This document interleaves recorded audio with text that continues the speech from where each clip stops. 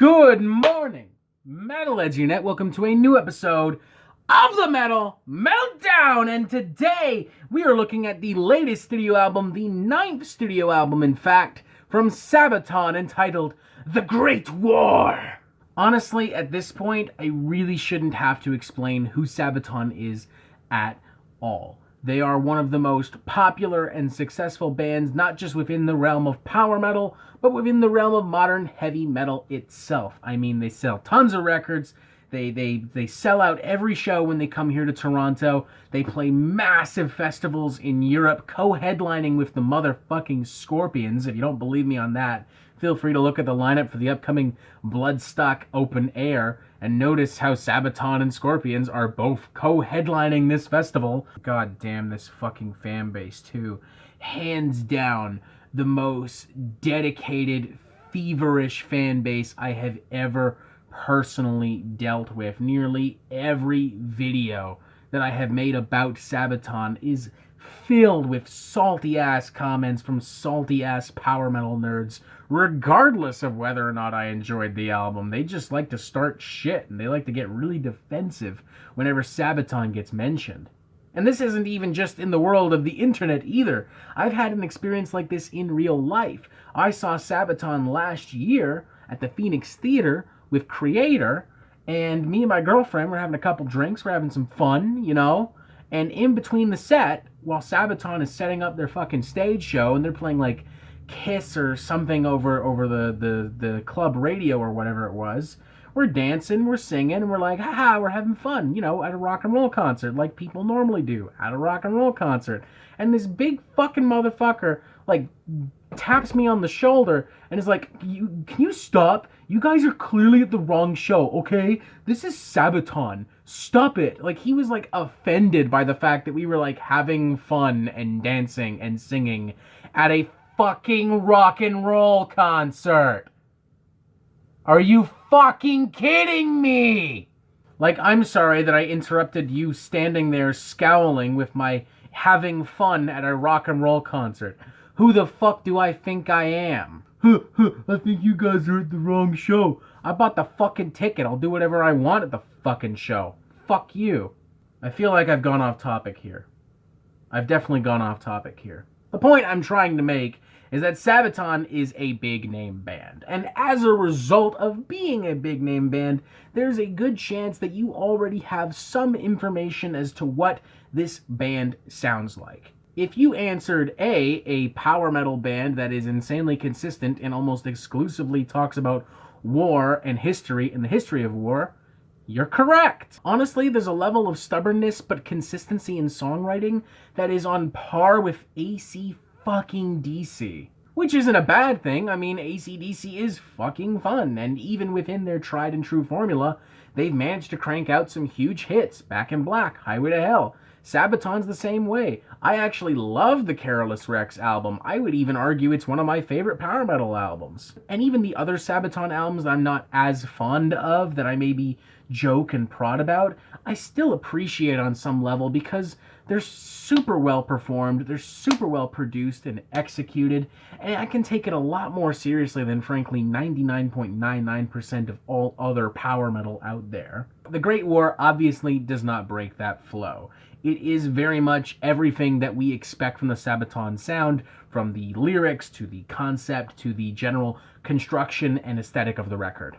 This time around, the band is specifically focused on events from the Great War, or as some of you may know it, World War I, with songs about the Battle of Passchendaele, the Battle of Verdun, various historical figures, including the infamous Red Baron, and the general suffering that people went through during this time period as well. But just to be clear for newcomers, it's not so much about Sabaton telling you a story about these events or people. It's more so they're history teachers and you're in their class and they're just kind of relaying this information to you.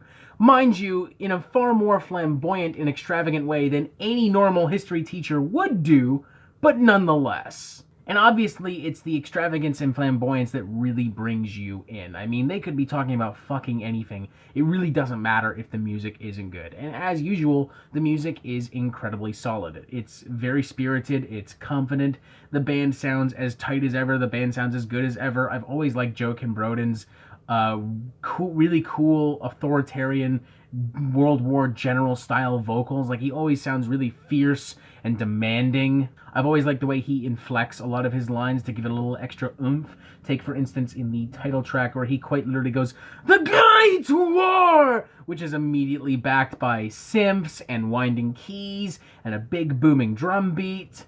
This is also one of the most epic cuts on the entire record. I find that Sabaton is at their best when they're playing these slower, mid-paced, super riff-heavy numbers. The rest of the tracks are frankly more fast-paced, which is a bummer for me personally, but there is still some really good stuff in here. The Future of Warfare, I think, is a really solid number. I really like the Red Baron. I think it's got a really cool, unique hook for Sabaton. Fields of Verdun is another blood-pumping, head-banging number. Admittedly, I do think it's a little odd to have a surprisingly authentic and meaningful rendition of In Flanders Fields, an old poem from John McCrae, especially when it kind of directly contrasts with the joyous and energetic, cheesy power metal that the record is throwing at us from start to finish. I understand that the subject matter is not joyous and fun, but the music is joyous and fun, and it creates a contrast that I don't really notice until In Flanders Fields. And it's especially interesting when you think about how Panzerfaust also used In Flanders Fields earlier this year to devastating effect. Not saying that I want a power metal version of In Flanders Fields, mind you. I think that that would objectively be worse and arguably maybe a little bit offensive, but what I am saying is that maybe there's a better way to implement this into the album without creating such a stark contrast, without killing the mood. Honestly, there's not much else to talk about in regards to songwriting. Not because it's bad or uninteresting, quite the opposite. I personally think it's a really well refined and constructed, catchy power metal record that flows really nicely, but rather because, as I said before, Sabaton do kind of follow this really stubborn but consistent little template. If you've enjoyed other Sabaton records, you're gonna enjoy this record. That's kind of what it comes down to. Like, the only semi-new thing that Sabaton introduces as far as the concept and songwriting goes would be the fact that there are actually two other versions of this record available that accompany this version. You have the soundtrack version, which is a purely symphonic translation of this entire record, which is pretty interesting. Not as much fun as this original version, but it is interesting nonetheless, and it does pave the way for maybe a symphonic power metal album from Sabaton in the future. And you also have what they're calling the History Edition, which expands on some of the stories and characters introduced in some of these songs with some narration and a little more detail into what actually happened.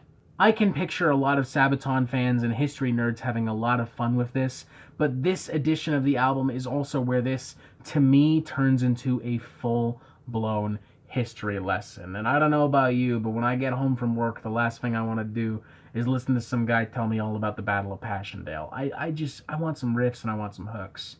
I'm going to give this thing a 3.5 out of 5. I really don't picture any Sabaton fan ending up unhappy with this record. I mean, it's got lots of cool riffs, lots of cool hooks, everything that you expect from this band, and it's more refined, and there's new concepts and new stories for you to sink your teeth into. There's two other versions of this album for you to sink your teeth into as well, again, particularly if you're a straight-up history buff. Is this Sabaton's best record? No, but that being said, I kind of feel the same way about all of their records post Careless Rex, which I still think is their strongest, most unique, and most powerful record. I'm frankly, at this point, I'm looking for something a little bit more diverse, a little bit more eclectic, a little bit more original. That being said, I was still banging my head. I was still singing along to these songs. I was still enjoying the album. I still think it's super well produced and super well made. In some ways, this might even be their most refined record. I'm honestly running out of things to say, so we're just going to wrap this up. 3.5 out of 5, a really good record, particularly if you are a die-hard Sabaton fan. I'm not very excited to look at the comments, but I'm still going to upload this, so I guess I will just have to suck it up and listen to the nerds complain. And that is it for the Metal Meltdown. I'm not an expert, nor do I claim to be, so what do you think? Do you like this record? Do you not like this record? And what do you want to hear from me next? And thank you for watching. Make sure you press subscribe to get updates on Metal Meltdown fucking immediately. And you have yourself a fantastic fucking day.